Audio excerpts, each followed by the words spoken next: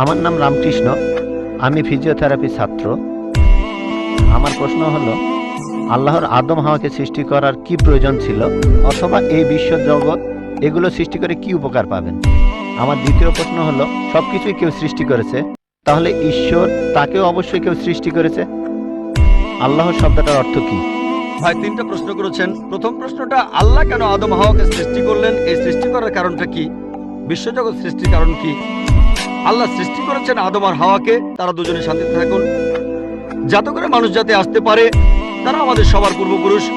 পবিত্র কোরআনে সূরা হুজুরাতের 13 নম্বর আয়াতে উল্লেখ করা হয়েছে, ইয়া আইয়ুহান নাসু ইন্না খালাকনাকুম মিন যাকরিন ওয়া উনসা ওয়া জাআলনাকুম শুউবান ওয়া কাবাইলা লিতাআরাফু ইন্না আক্রামাকুম ইনদাল্লাহি আতকাকুম ইন্নাল্লাহা আলিমুন খাবীর।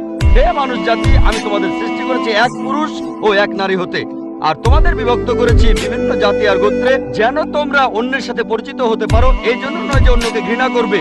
আর আল্লাহর কাছে অধিক মর্যাদার সম্পন্ন সেই ব্যক্তি যার আছে তাকওয়া। আল্লাহ যেটার মাধ্যমে মানুষের বিচার করেন, টাকা পয়সা নয়, গায়ের রং নয়, জাতি বা গোত্র নয়, ধর্মমত নয়, সেটা হলো তাকওয়া। সেটা হলো আল্লাহকে মানা, ন্যায়পরায়ণতা, ধার্মিকতা। তাহলে আদম আর হাওয়া আলাইহিস সালাম, তারা আমাদের সবার পূর্বপুরুষ। আপনারও পূর্বপুরুষ, আমারও পূর্বপুরুষ, সব মানুষের। সেজন্য আপনাকে ভাই বলে ডেকেছি। ভাই, সব মানুষ ভাই ভাই। আল্লাহ বলেছেন, ইয়া আইয়ুহান নাস, হে মানুষ জাতি। আর পবিত্র কোরআনে সূরা ইসরার 70 নম্বর আয়াতে উল্লেখ করা হয়েছে, ওয়া লাকাদ কাররামনা বানি আদামা। আল্লাহ তাআলা মর্যাদা দিয়েছেন সব আদম সন্তানকেই। হোক আপনি জন্ম নেন ইন্ডিয়ায়, আমেরিকায়, ইংল্যান্ডে, জন্মান কোনো হিন্দু পরিবারে বা মুসলিম পরিবারে বা খ্রিস্টান পরিবারে, আল্লাহ বলেছেন তিনি সব মানুষকে মর্যাদা দিয়েছেন। মানুষে জন্মালে আল্লাহ তাকে মর্যাদা দেবেন। সে হোক আপনার নাম জাকির, আব্দুল্লাহ, রামু, শঙ্কর, মানুষে জন্মালে আল্লাহ মর্যাদা দেবেন। আপনার প্রশ্নতে আসি, কেন আল্লাহ তাআলা মানুষ সৃষ্টি করলেন? আল্লাহ মানুষ সৃষ্টি করেছেন কারণ আল্লাহ বলেছেন মানুষ হলো আল্লাহ সৃষ্টির মধ্যে সেরা। আল্লাহ তাআলা অন্য যা কিছু সৃষ্টি করেছেন তা আল্লাহকে মানে। ফেরেশতা সৃষ্টি করেছেন, আল্লাহ যে আদেশই দেন ফেরেশতাগণ সে আদেশ পালন করেন, তাদের নিজস্ব ইচ্ছা নেই। মানুষ হলো আল্লাহ তাআলার এমন এক সৃষ্টি যার নিজের ইচ্ছা আছে। আমরা তার কথা মানতেও পারি, নাও মানতে পারি। তাই আল্লাহ আমাদের সৃষ্টি করেছেন, আমরা হলাম তার সৃষ্টির সেরা, আশরাফুল মাখলুকাত। তবে আমরা আল্লাহ তাআলার কথা মানতে পারি, নাও মানতে পারি।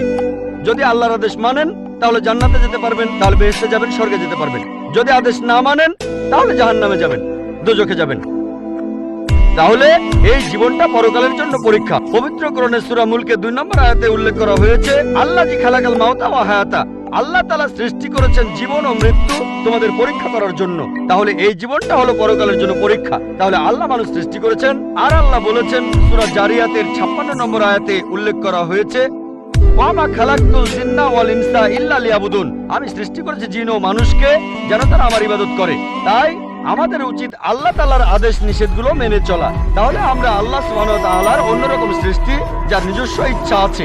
আমরা আল্লাহ তাআলার আদেশ মানতে পারি, আবার নাও মানতে পারি।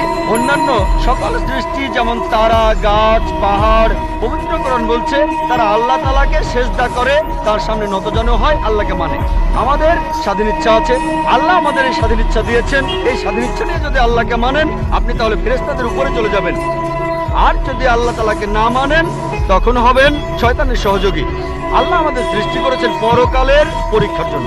আপনার দ্বিতীয় প্রশ্নে আসি, সবকিছুর একটা স্রষ্টা আছে, আল্লাহকে বানিয়েছে কে? যদি কেউ বলে সবকিছুরই একটা স্রষ্টা আছে, কথাটা ঠিক নয়।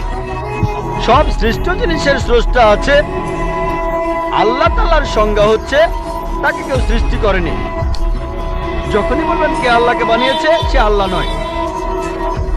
আল্লাহ তাআলার সংজ্ঞা হচ্ছে তিনি সৃষ্টি হননি। ধরেন এক লোক আপনাকে বলল যে ভাই, আমার বন্ধু জন, সে হাসপাতালে ভর্তি হয়েছে, সে একটা বাচ্চার জন্ম দিয়েছে। বলতে পারবেন এই বাচ্চাটা ছেলে না মেয়ে? বলতে পারবেন? চেষ্টা করেন, দেখেন। পারবেন না কেন? ছেলে না মেয়ে? হ্যাঁ না।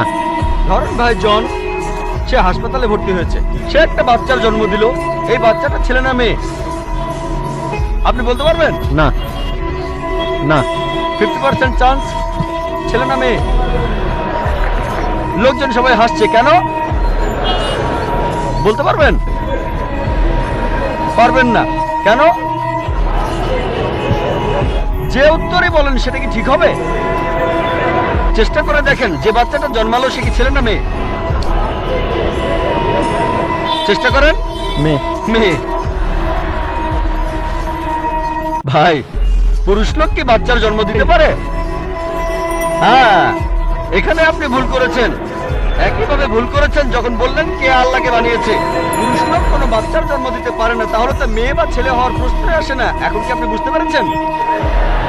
হ্যাঁ, বুঝতে পেরেছেন, এই তো ভালো। পুরুষ লোক কোনো বাচ্চার জন্ম দিতে পারে না, তাহলে তো ছেলে বা মেয়ে হওয়ার কোনো প্রশ্নই আসে না। যখন প্রশ্ন করলেন কে আল্লাহকে সৃষ্টি করেছে, আল্লাহর সংজ্ঞা হচ্ছে, ঈশ্বরের সংজ্ঞা হচ্ছে তিনি সৃষ্টি হননি। যখনই বলবেন কে আল্লাহকে বানিয়েছে, সে আল্লাহ নয়। ওয়ালা নেকুল্লাহু কুফুয়ান আহাদ, তার সমতুল্য কেউ নেই।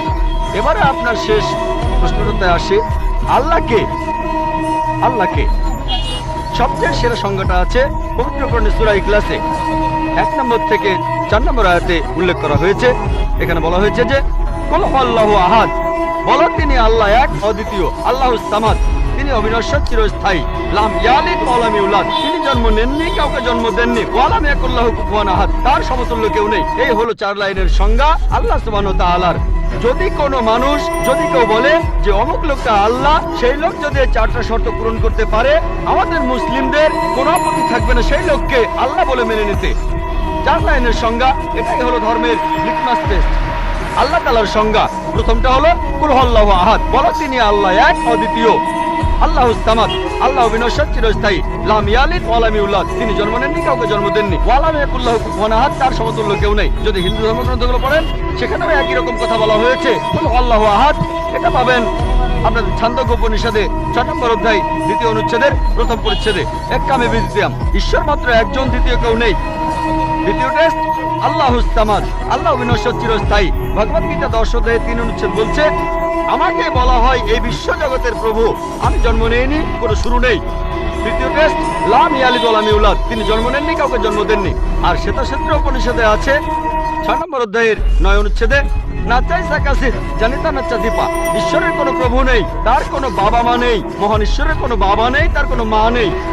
তারপর ওয়া লাম ইয়াকুল্লাহু কুফুয়ান আহাদ, তার সমতুল্য কেউ নেই। আর শ্বেতাক্ষেত্র উপনিষদে বলা হয়েছে 4 নম্বর অধ্যায়ের 19 অনুচ্ছেদে আছে।